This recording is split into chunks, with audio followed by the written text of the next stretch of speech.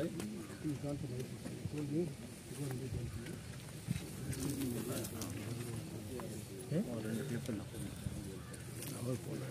I spoke to the mind, it is not 257 crores, it is 1,890 crores. Interest, compound interest. Actually 1,300, sir. 1,300 was liability. So interest 1,700 crores. It has gone to 1,008. Obviously, it will give compound interest. Compound interest. Actually, it's 275 crores is there. The actual court order was for the laborers to form a thing, take over and pay the dues, right? After the cabinet decision was taken, these people go again to the Supreme Court and say, no, we don't have money. ये MP Mallesh बाबा पाते और memorandum ஒன்னு கொடுத்தீங்க நீங்க BJML ஹாஸ்பிடல்ல அது என்ன memorandum என்ன பத்தி கொடுத்தீங்க சார் கடந்த 2 வாரத்துக்கு முன்னாடி வந்து MP வந்து கூப்பிட்டாரு இந்த BJML தொழிலாளர் பிரச்சனைக்கு இந்த 52 கோடி ரூபாய் ப்ளஸ் அந்த கோர்ட் ஆர்டர்ஸ் இல்லையா 6% இன்ட்ரெஸ்ட் போட்டு செட்டில்மெண்ட் பண்ணணும் எல்லாம் ஒன்றா சேர்ந்து வாங்கன்னு கூப்பிட்டாரு சரி மற்ற யாரும் வரல நாங்கள் போயிருந்தோம் போய் மீட் பண்ணும்போது வந்து அப்போ BJP பற்றி கேட்டிருந்தாரு எல்லா BJP விஷயம் சீஸ்மா கம்பெனி க்ளோஸ் ஆகுது இன்றைக்கி வரைக்கும் என்ன நடக்குது எல்லா விஷயம் சொல்லியிருந்தோம் அதுக்கு வந்து சில டாக்குமெண்ட்ஸ்லாம் கேட்டிருந்தாருங்க அது வந்து மீட் பண்ண சொன்னாலும் அதனால் வந்து எங்களால் அது இடையில போய் அந்த டாக்குமெண்ட் ரெடி பண்ண முடிச்சு போய் பசங்களாம் மீட் பண்ண முடியல கொரோனா போய் மீட் பண்ண முடியல சரி இன்றைக்கி வந்து KGFக்கு வரதும் சரி 12 மணிக்குள்ளே வந்து BJP ஹாஸ்பிட்டல் வாங்கன்னு சொல்லி கூப்பிட்டுருந்தாரு சரி அதனால் போயிருந்தோம் போய் மெமரி கொடுத்தேன்னு கேட்டோம்னா அவர் வந்து BJP ஹாஸ்பிட்டல் வந்து இது மூடிட்டு வந்து கிட்டத்தட்ட வந்து 24 வருஷம் கிட்டத்தட்ட ஆகிப்போச்சு அந்த BJP ஹாஸ்பிட்டல் வந்து ரிவைவ் பண்ணுறதுக்காக நான் முயற்சி பண்ணுறேன் அப்படின்னாரு அது சந்தோஷம் தான் யார் பண்ணால் என்ன BJP ஹாஸ்பிட்டல் ஒன்று இருக்கணும் இன்றைக்கி வந்து எவ்வளோ பேர் உயிர் வந்து போயிட்டு இருக்குது BJP தோராளி வந்து 8 பேர் மேலே SVP எம்ப்ளாயிங்கோ அது செட்டில்மெண்ட் ஆகாதே MVS வாங்க சித்துட்டு இருக்காங்க எதிராக ஒரு அர்ஜென்ட் கேட்டோம்னா KGF விட்டுருவோம் கோலாக்கு போகணும் ஜாலப் ஹாஸ்பிட்டல் போகணும் எல்லாம் பெங்களூர் போகணும் இல்லைன்னா வந்து குப்பத்துக்கு போகணும் இந்த ஹாஸ்பிட்டல் ஒன்று இருந்தால் எவ்வளோ உயிரை காப்பாற்றிருக்கு BML எம்ப்ளாயி உயிரை காப்பாற்றிருக்கு இதுக்கு முன்னாடி BML மெடிக்கல் சென்டர் இங்கே தான் பண்ணியிருந்தாங்க அதே பிறகு வந்து ஜாலப் ஹாஸ்பிட்டல் இங்கே தேவதாஸ் இங்கே தான் பண்ணியிருந்தாங்க நான் ரிவைவ் பண்ணுறதால அது நான் பண்ணுறனால சரி அவர் வந்து அது விசிட் பண்ணும்போது சரி நம்ம வந்து தகவல் சொல்கிற தொழிலாளி BJP ஹாஸ்பிட்டல் இம்பார்ட்டன்ட் தான் இந்த சேம் டைம் வந்து தகவல் சொல்கிற பிரச்சனைக்காக சால்வ் ஆகணும் 24 வருஷம் ஆயிடுச்சு இது இந்த பிரச்சனை சால்வ் ஆகலை 51 ரூபாய் MVS கொடுக்கணும் அது கொடுக்காத போச்சு எத்தனோ கோர்ட் ஜட்மெண்ட் வந்துச்சு எதுவும் கவர்மெண்ட் இம்ப்ளிமெண்ட் பண்ணல சரி இப்போ லேட்டஸ்ட்டாக வந்து ஒரு ஜட்மெண்ட் ஜூலை மாதம் வந்து ஜட்மெண்ட் வந்துச்சு அதனால் வந்து கோர்ட்டில் வந்து ரேஷனாக கொடுத்தாங்க அது வந்து எக்ஸ்எம்ப்ளாய்ஸ் அவங்க போட்டிருந்தாங்க அன்பழகர் சேர்ந்துருந்தாங்க திவாகர் கூட சேர்ந்துருந்தாங்க ஸோ அதனால் வந்து என்ன பண்ணாங்க 6% இன்ட்ரெஸ்ட் போட்டு 24 வருஷத்துக்கு சேர்ந்து 6% இன்ட்ரெஸ்ட் இப்போ சம்பந்தம் கொடுக்க சொன்னாங்க அது வந்து என்ன பண்ணாங்க மேனேஜ்மெண்ட் அப்பீல் போகலாம் சார் லாஸ்ட் டைம் வந்து கொரோனா மீட் பண்ணி மேனேஜ்மெண்ட் அப்பீல் போகலாம் சார் அது நிற்க வைக்கணும் இல்லை நான் அதை பார்த்துக்கலாம் சொன்னார் இப்போ அதை பார்த்து அந்த 52 கோடி ரூபாய் ப்ளஸ் 6% இன்ட்ரெஸ்ட் போட்டு எம்ப்ளாய்க்கு அந்த பணம் கிடைக்கணும் அதுக்காக முயற்சி பண்ண கவர்மெண்ட்டை பேசி அது லாபி பண்ணுறது தான் சொன்னோம் அதுக்கு வந்து அது ஒன்று இன்னொரு விஷயம் பார்த்தோம்னா இந்த எம்ப்ளாய்கள் வந்து 2184 எம்ப்ளாய்கள் வந்து இன்றைக்கி STBP எம்ப்ளாய்கள் வந்து பொசிஷன் சர்டிஃபிகேட் கொடுத்துருக்காங்க இன்னும் 8 பேருக்கு இன்னும் கொடுக்கல அது கொடுக்கணும்னு சொன்னேன் அதுக்கு வந்து இப்போ கவர்மெண்ட் சேஞ்ச் ஆகுதுனால வந்து ஏற்கனவே பிரகலாத் ஜோஷி இருந்துச்சு அது அவங்க ஃபோட்டோ இருந்துச்சு அந்த பொசிஷன் சர்டிஃபிகேட்டில் இப்போ வந்து கிஷன் ரெட்டி அவருடைய மினிஸ்டருடைய ஃபோட்டோ போடணும் ஃபோட்டோ அது கொடுக்கறதுக்கு ரெடி பண்ணி வித்தின மந்திரம் கொடுக்க சொல்லியிருந்தாரு அது ஒன்று ப்ளஸ் வந்து இந்த வீடுகளுக்கு வந்து ஒன்லி பொசிஷன் சர்டிஃபிகேட் கொடுத்தா மட்டும் பத்தாது எம்ப்ளாய்க்கு வந்து டோட்டலாக வந்து எல்லாமே ரிஜிஸ்ட்ரேஷன் பண்ணி கொடுக்கணும்னு சொல்லியிருந்தாங்க அதுக்கு தகுந்த நடவடிக்கை பொசிஷன் சர்டிஃபிகேட் வச்சு ஒன்றும் பண்ண முடியாது வீட்டில் 4 பேர் கொடுத்தா தோச்சப்படாது இல்லை ரிஜிஸ்ட்ரேஷன் பண்ணால் தான் எனக்கு வந்து அது லோனை வாங்கி அது வீட்டை கட்ட முடியுமோ ஏதோ ஒரு செய்ய முடியும் ஓனர்ஷிப் கிடைக்கும் நமக்கு அதுக்காக அவன் சொல்லியிருந்தான் அவர்கிட்ட அது ஒன்று அதன் பிறகு வந்து பார்த்தோம்னா கோர்ட் டேரக்ஷன் பிரகாரம் பார்த்தோம்னா ஹைகோர்ட் ஜட்மெண்ட் பிரகாரம் பார்த்தா என்னன்னு கேட்டால் STBP எம்ப்ளாய் மட்டும் இல்லை VSS எம்ப்ளாய் கூட வீடு கொடுக்கணும்னு சொல்லிட்டு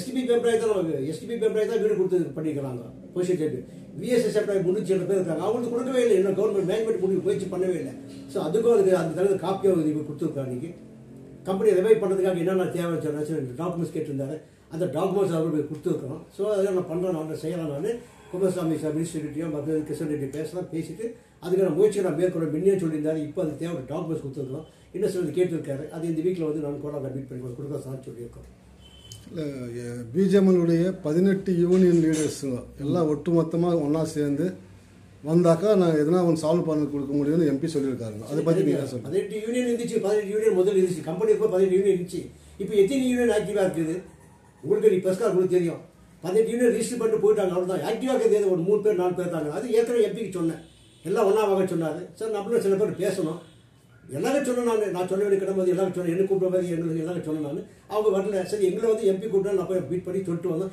எல்லாம் ஒன்றா வாங்க ஆக்டிவாக ஒரு 4 யூனியன் இருக்குது ஆக்டிவாக ஒரு 4 யூனியன் இருக்குது ஸோ அந்த 4-5 யூனியன் தான் இருக்கும். மறுபடியும் சொசைட்டி இருக்குது, சில சொசைட்டி ஒரு 3-4 சொசைட்டி இருக்குது. எல்லாம் சேர்ந்தா அது 5 ஒரு 9 பேர் தான் இருக்காங்க ஆக்டிவாக கேஜிஎஃப் இருக்குது. இப்போ பிஜேபி அது இது எக்ஸ் எம்ப்ளாயி அசோசியேஷன் ஒன்று இருக்குது, அது ஒன்று சேர்ந்து ஒரு 8 பேர் இருக்கிற அவ்வளோ தாமே.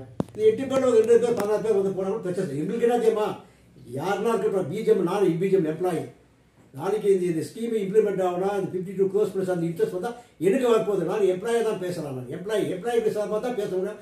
எம்ப்ளாயி 8 பேர் செத்துட்டான். இன்னும் வந்து நீ பெரியவனா நான் பெரியவனா ஒன்றும் நடத்த முடியாது, ஒன்றும் செய்ய முடியாது. பாலிடிக்ஸ் சொன்னால் பண்ண இந்த ஊரில் பாலிடிக்ஸ் பண்ணி கால் போட்டு போக முடியாது. தவிர எம்ப்ளாய்ஸ்க்கு இது நன்மை ஏற்பட போதில்லை. எம்ப்ளாய்ஸ்க்கு நன்மை ஏற்படணும், எல்லாம் ஒன்று தான் தீர்மானம் போயிட்டு இவனால் முடியுமா அவனால் முடியுமா எவனால் முடியும். இப்போ நாங்கள் எம்பிக்கிட்ட ஒரு வார்த்தை சொன்னோம். இப்போ எல்லாருக்கும் ஒரு யூகோ இருக்கும் சார். அதனால இந்த 18 யூனியன் சேர்க்கறது வந்து ஒரு பிரச்சனை என்னது, யாருன்னா ஒருத்தர் முன்னே நின்று எம்ப்ளாயோட லைஃப் நலனை கருத்தில் கொண்டு எல்லாம் ஒன்றா சேர்ந்து வந்தால் என்னால் பண்ண முடியும்னு சொல்லியிருக்காருங்க.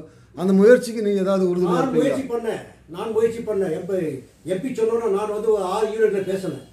சரிங்களா, 6 யூனியன் பேசணும். 6 யூனியன் பேசணும்னா 6 யூனியன் வந்து பண்ணாலும் அவங்கவுங்க யூகோ தான் காமிக்கும். சொசைட்டியில் பேசுகிறேன், யூனியனில் பேசணும். நான் ஏன்னா நான் ஒரு எம்ப்ளாயாக இருந்தால் ஒரு பொதாட்டுக்கு யூனியனில் வந்து ஒரு செக்ரட்டரியாக இருந்தாலும் நானே எம்ப்ளாயாக இருந்தால் பிஜேபி ஒர்க் பண்ணதால எனக்கு அது இன்ட்ரெஸ்ட். இது செட்டில்மெண்ட் ஆகணும் போதும். நமக்கு கம்பெனி நடத்துறது பின்னாடி என்ன பண்ணுறேன் யார் பண்ணுறாங்க அது பின்னாடி பார்த்துக்கலாம். ஃபஸ்ட்டு செட்டில்மெண்ட் ஆகணும்.